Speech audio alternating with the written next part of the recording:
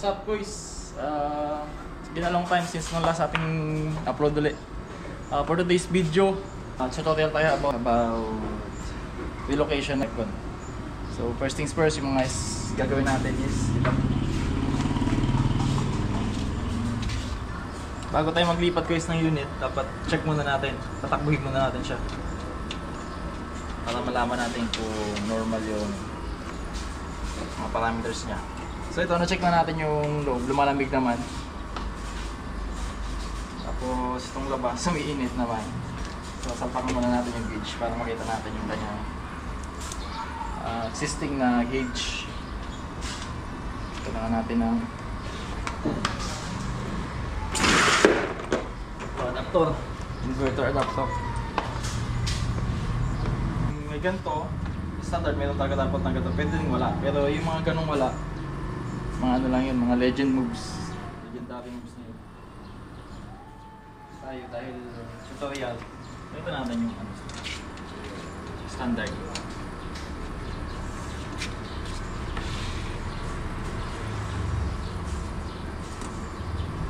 Pa-off lang siya, off muna itong adapter. Tapos bago natin buksan, ito may gauge.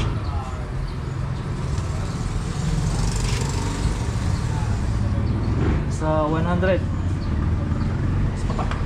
Kasi nga tayo ng konti dahil may hangin ko eh. Date pala.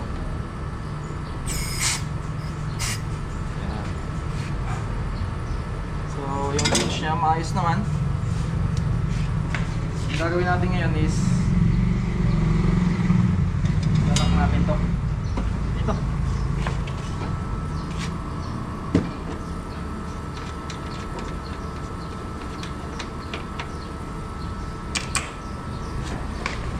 Fix. Yeah. So kaya tayo naglalagay ng mga external breaker sa ganito for maintenance purposes. So itong setup, itong aircon, ang breaker niya doon sa loob. So kailangan natin isang tao doon para magbaba ng breaker. Ang una natin gagawin yung kanyang high. Yung kanyang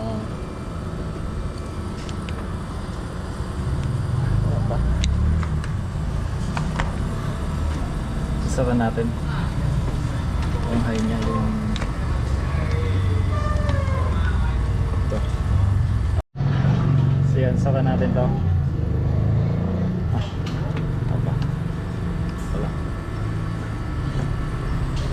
Observe natin yung ano na yan. Kailangan bumaba yan. Pag bumaba yan, pwede naman hindi natin isara ito, pero mas maganda isara natin. Hey James, bawa mo. Yan. So, observe natin. Dahil nakasiro na yan, pwede natin umpisahan yung pagtanggal ng mga pyesa or ng unit.